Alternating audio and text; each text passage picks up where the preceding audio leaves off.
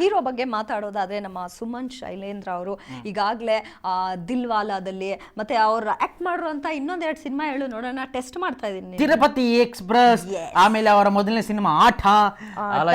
ನಮ್ಮನ್ನೇ test, ಟೆಸ್ಟ್ಗೆ test ಇದ್ದಂಗೆ ನಾವು, ನಮ್ಮನ್ನೇ ಟೆಸ್ಟ್. ತಿರುಪತಿಗೆ ಲಡ್ಡುನ ಎನಿವೇ. ಸೊ ಇಷ್ಟೆಲ್ಲ ಸಿನಿಮಾಗಳಲ್ಲಿ ವಿಭಿನ್ನ ಪಾತ್ರಗಳನ್ನ ನೆಚ್ಕೊಂಡು ಅಭಿನಯಿಸಿರೋ ಅಂತ ಇವರು, ನೆಚ್ಕೊಂಡಲ್ಲ ಅದು ಮೆಚ್ಕೊಂಡು, ಸಾರಿ ನೆಚ್ಕೊಂಡು ವರ್ಡ್ ಇದೆ. ಆಯ್ತು ಪರವಾಗಿಲ್ಲ, ಹೇಳಿ ಮುಂದುವರ್ಸಿ. ನೆಂಚ್ಕೊಂಡು ಅಂದ್ಬಿಡ್ತಾರೆ ಬಿಟ್ರೆ. ಡಿಫ್ರೆಂಟ್ ರೋಲ್ಸ್ ನಲ್ಲಿ ಕಾಣಿಸ್ಕೊಂಡಿರೋ ನಮ್ಮ ಸುಮಂತ್ ಅವರು ಈ ಸಿನಿಮಾದಲ್ಲಿ ಒಂದು ಡಿಫ್ರೆಂಟ್ ಲೆವೆಲ್ಗೆ ಹೋಗ್ಬಿಟ್ಟಿದ್ದಾರೆ ಅಂತ ಹೇಳ್ಬೋದು. ಯಾಕಂದ್ರೆ ಹುಚ್ಚನ ಕ್ಯಾರೆಕ್ಟರ್ ಪ್ಲೇ ಮಾಡೋದಿದೆಯಲ್ಲ ಅದು ಸುಲಭ ಅಲ್ಲ, ನನಗ್ ನ್ಯಾಚುರಲ್ ಆಗಿ ಬರುತ್ತೆ. ನೀವು ಹುಡ್ತಾಗಿಂದ ಅದೇ, ನಮ್ದು ನ್ಯಾಚುರಲ್ ಆಗಿ ನಾವು ಮಾಡ್ತೀವಿ ಅಷ್ಟೇ, ಬಟ್ ಇವ್ರು ಹುಡ್ತಾಗಿಂದ ಅದೇ. ನೋ ಓಕೆ, ನೀವು ಹೇಳೋದನ್ನ ಕೇಳ್ಬೇಡಿ. ಒಟ್ನಲ್ಲಿ ಸುಮಂತ್ ಅವ್ರ ಆಕ್ಟಿಂಗ್ ಸೂಪರ್. ಎಲ್ಲಾ ತರದ ಪಾತ್ರಗಳಲ್ಲೂ ತುಂಬಾ ಒಂದು ಮೆಚುರಿಟಿ ತೋರಿಸಿದ್ದಾರೆ ಅಭಿನಯದಲ್ಲಿ. ಒಂದು ಆಕ್ಟರ್ಗೆ ಆ ಲೆವೆಲ್ ಆಫ್ ಮೆಚುರಿಟಿ ಬರೋದು I think after 3-4 films are more than that. Correct, ನಿಜ. ಅವ್ರಿಗೆ ಆಕ್ಟಿಂಗ್ ಬರೋದು ನಿಜ ಅಂತ ನಾನು ಹೇಳ್ತಿಲ್ಲ, ಅದು ಬಂದಿದೆ. ಹುಡ್ತಾಗಿಂದ ನೀನು ಹುಚ್ಚಿ ಅನ್ನೋದು ನಿಜ. ಶಿಟ್ ಅಲ್ಲ, ಹುಚ್ಚಿ. Watch it.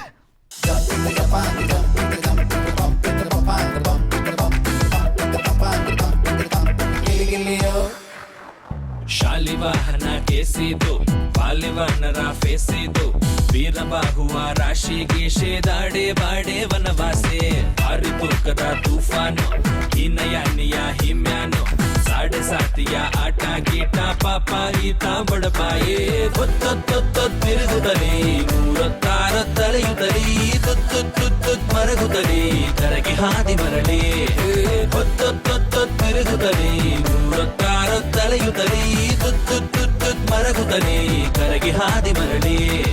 ದೇವಿ ಅಂದ ಹಾಗೆ ಇಲ್ಲಿ ನಮ್ಮ ಸುಮಂತ್ ಅವರು ಹುಚ್ಚಿನ ಪಾತ್ರದಲ್ಲಿ ಮಿಂಚಿದ್ರೆ, ಈ ಒಂದು ಚಿತ್ರದಲ್ಲಿ ನಾಯಕಿಯಾಗಿ ನಟಿಸಿರೋದು ನಮ್ಮ ನಭಾ ನಟೇಶ್ ಅವರು. ಈ ಹಿಂದೆ ವಜ್ರಕಾಯ ಚಿತ್ರದಲ್ಲಿ ಶಿವಣ್ಣನಿಗೆ ಚಮಕ್ ಜೀವಕ ಬಲಕ ಚಲಕೋ ಅನ್ಕೊಂಡು ಹೀರೋಯಿನ್ ಬಗ್ಗೆ ಮಾತಾಡ್ಬೇಕಾದ್ರೆ ಮಾತ್ರ ಇಷ್ಟೆಲ್ಲ ಪ್ಯಾಷನ್ ಎಕ್ಸೈಟ್ಮೆಂಟ್ ಬಂದ್ಬಿಡುತ್ತಲ್ಲ. ಅಲೋ ಎಕ್ಸ್ಕ್ಯೂಸ್ ಮೀ, ವಜ್ರಕಾಯದಲ್ಲಿ ಅವರ ಒಂದು ಕ್ಯಾರೆಕ್ಟರ್ ನೋಡ್ಬಿಟ್ರೆ ಕಳೆದೋಗ್ಬಿಡ್ತೀರಾ. ಆ ತರ ಇದ್ದವರು ಈ ಒಂದು ಚಿತ್ರದಲ್ಲಿ ಈ ತರ ಇದಾರಲ್ಲ, ಏನ್ ಚೇಂಜ್ ಅಂದ್ರೆ ಹೆಂಗೆ? ಈ ತರ ಅಂತಂದ್ರೆ ಏನು ಇನ್ನೋಸೆಂಟು, ಚೂಡಿದಾರ ಹಾಕೊಂಡು ದೇವಸ್ಥಾನ ಕಲ್ಕೊಂಡು ಲವ್ ಮಾಡ್ಕೊಂಡು ಸ್ಮೈಲ್ ಕೊಟ್ಕೊಂಡು, ಅಯ್ಯೋ ನಾನು ಪಟಾಕನ ನೋಡಕ್ ಹೋದ್ರೆ ಇಲ್ಲಿ ಸೂಪರ್ ಆಗಿರೋ ಇನ್ನೊಂದು ಪ್ಯಾಕೇಜ್ ನೋಡ್ಬಿಟ್ಟೆ. ಮನೆ ಹುಡುಗಿ ನೋಡ್ದಂಗ. ಕರೆಕ್ಟ್. ಪಟಾಕ ನೋಡಕ್ ಹೋಗಿ ಪಕ್ಕದ ಮನೆ ಹುಡುಗಿ, ನಮ್ಮ ಪಕ್ಕದ ಮನೆ ಹುಡುಗಿನೇ ಇಲ್ವಲ್ಲ, ಅಂಕಲ್ ಇರೋದು. ಅವಾಗ್ಲಿ ಬಿಡಿ ಪರವಾಗಿ. ಒಟ್ಟಿನಲ್ಲಿ ಪಕ್ಕದ ಮನೆ ಹುಡುಗಿ. Change your tenant. Correct. Okay ನೀನ್ ಮಾತ್ರ ಬರ್ಬೇಡ, ಬೇರೆ ಯಾರನ್ನಾದ್ರು ಕಳ್ಸು, ನಿಂಗೆ ಸುಂದರವಾಗಿರೋರ್ನ. ಒಟ್ಟಿನಲ್ಲಿ ಪಕ್ಕದ ಮನೆ ಹುಡುಗಿನೇ ನೋಡ್ದಂಗಾಯ್ತು. ನಿಜಕ್ಕೂ ಅವರ ಒಂದು ಪರ್ಫಾರ್ಮೆನ್ಸ್ ಕೂಡ ಸೂಪರ್ ಆಗಿದೆ. ಕಥೆಗೆ ಏನ್ ಬೇಕೋ ಅದನ್ನ ಅಚ್ಚುಕಟ್ಟಾಗಿ ಕೊಟ್ಟಿದ್ದಾರೆ ನಮ್ಮ ಪಟಾಕ ಅಲಿಯಾಸ್ ಪಕ್ಕದ ಮನೆ ಹುಡುಗಿ ನಟ ನಭಾ ನಟೇಶ್. ಅದೇ ಸೂಪರ್. ಇಡೀ ಜಗವಿದು ಸಾಲದು, ಹಿಡಿ ಹೃದಯವು ಕೇಳದು, ಇಡೀ ಜನುಮಕ್ಕೆ ಪ್ರೀತಿಯ ಹರುಷ ಚಡಪಡಿಸುವ ಭಾವಕ್ಕೆ, ಮನ ಮುಗಿಲಿನ ತೀರಕ್ಕೆ, ಬಹುದಿನಗಳ ಪ್ರೇಮಕ್ಕೆ ಹರುಷ ಸವಿ ಸಾವಿರ ವರುಷ ಸವಿ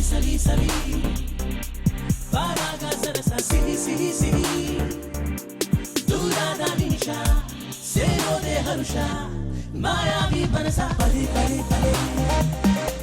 ಪ್ರೇಮದ ಹರಿಯ ಅನುದಿನ ಕ್ಷಣ, ಪ್ರಾಣದ ಹರಿಯ ಜಂಪಕ ಜಪಾಂಗ್ ಜಪಾಕ್ ಜಪಾಕ್ ಜಂಪಕ ಜಪಾಂಗ್ ಜಪಾಕ್ ಜಪಾಕ್ ಗಿಲಿ ಗಿಲಿ ಹೋಯ್ ಕಾಟೆ.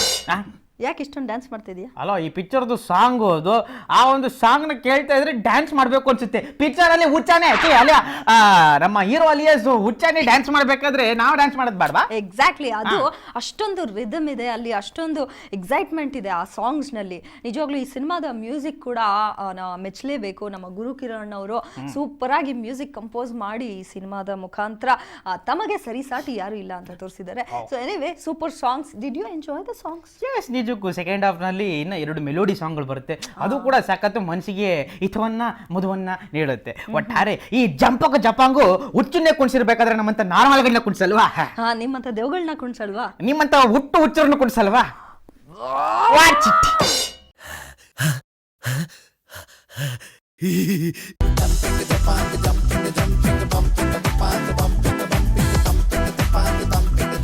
ಗಿಲಿ ಗಿಲಿಯೋ